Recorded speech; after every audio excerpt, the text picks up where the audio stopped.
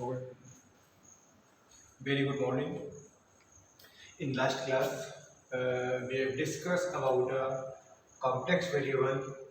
तो in complex variable last class में हमने पढ़ा था what is analytic function. Analytic function क्या होता है ये हमने सीखा था और एक एग्जांपल के थ्रू इसको सॉल्व भी किया था, वेरीफाई किया था।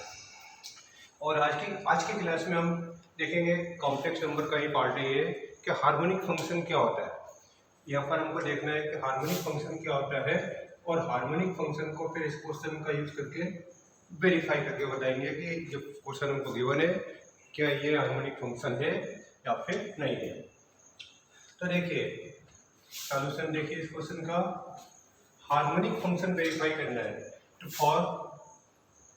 फॉर हार्मोनिक फंक्शन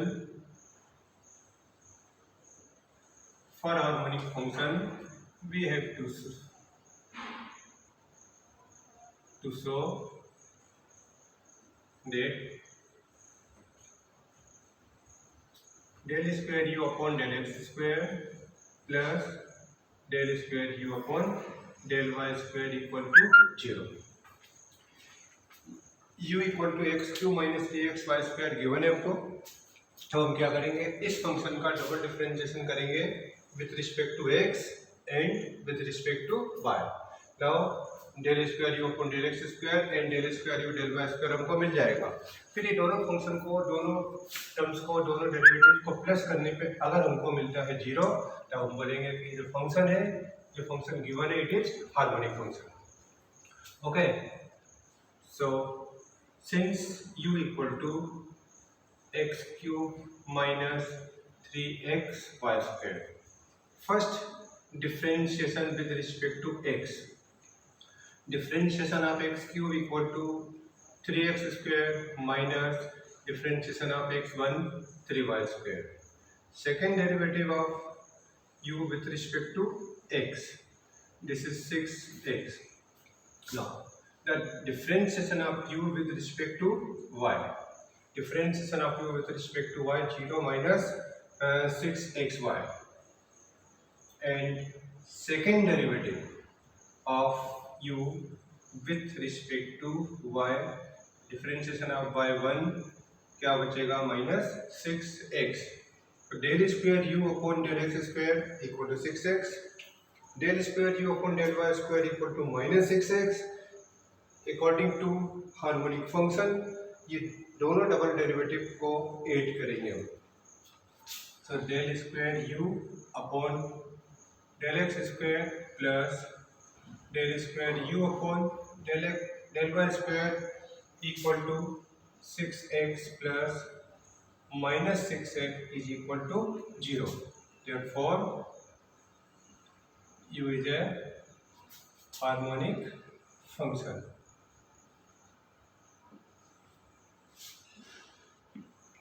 तो देखिए ये हमने हार्मोनिक फंक्शन प्रूफ कर दिया है कि if u equal to x cube minus 3x y square given है, इसको हार्मोनिक फंक्शन बताना था। तो हमने इस फंक्शन का 2 बार x के लिए और डबल डिफरेंशिएशन y के लिए करने के बाद जब ऐड कर रहे हैं तो ऐड करने पर हमको आंसर मिलता है 0।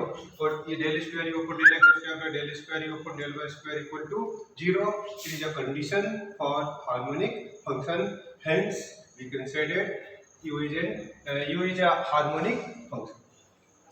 Second condition, now find the imaginary part. In second part है हमारे पास इसी क्वेश्चन का, एक ही क्वेश्चन का सेकेंड पार्ट है कि हमको यहाँ पर इमेजिनरी पार्ट फाइंड करना है।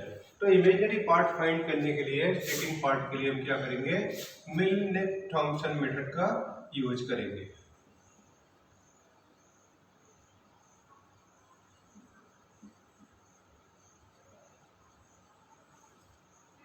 अभी हम यूज करेंगे मिलने थॉम्सन मेथड का, ठीक है। So del u upon del x equal to 1x y and del u upon del y equal to 2x y. दो कंडीशन है और ये जो मेथड है ये मेथड हमको क्या बोलता है f dash z equal to 1z 0 minus i 2z 0. So f dash z equal to phi 1 z 0. This is equal to first derivative, और फर्स्ट डेरिवेटिव हमने यहाँ पे फाइंड किया हुआ है 3x square minus 3y square. In this function x equal to z and y equal to 0. तो क्या बचेगा 3z square minus iota. Second del u upon del y equal to minus 6xy. In this function x equal to z, y equal to 0, so it is equal to 0.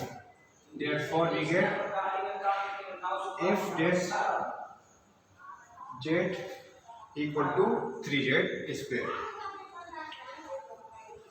Now f z equal to integration of 3z square plus c. So 3 integration of z square z cube by 3. Now z cube plus c. This is a analytic function. अब यहाँ पर हमने analytic function बना दिया है, right. तो analytic function बनने के बाद अब हम बताएंगे इमेजिनरी पार्ट क्या होगा. तो यहाँ पर इमेजिनरी पार्ट बताने के लिए हम क्या करेंगे, z equal to x plus i y put करना है. z को पुट करना है x plus i y. Therefore the analytic function x plus i y whole cube plus c a plus b whole cube. a plus b whole cube जो formula हमने पढ़ा हुआ है उसी का यूज करेंगे. a cube plus b cube plus 3a square b plus 3a b square plus c. Now x cube minus iota y cube plus 3x square y iota minus 3x y square plus c.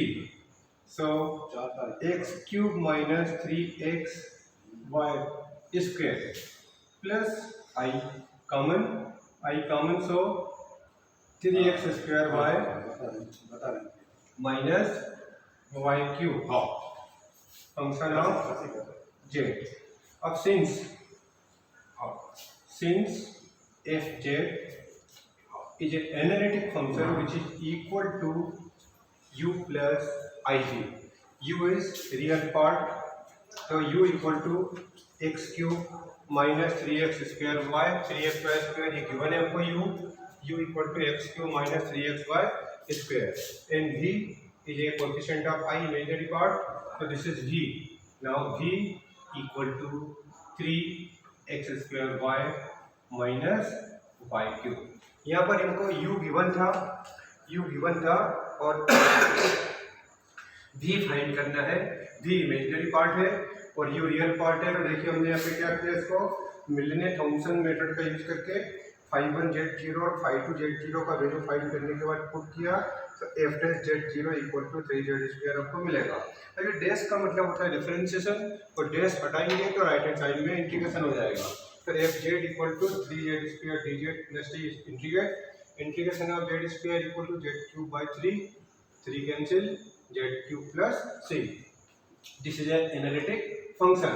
अब देखिए f z equal to z cube plus c is analytic. Now putting z equal to x plus i y because it is a complex number. So Z in place of z x plus i y, so x plus i y whole cube a plus b whole cube formula use करेंगे. तो यहाँ पर हमको मिल रहा है कि x cube minus 3x y square plus iota 3x square by minus y cube and f z equal to u plus i v. This is analytic function. Now u equal to real part and it is also given u equal to x cube minus 3x y square and v equal to 3x square by minus y cube. This is a imaginary part.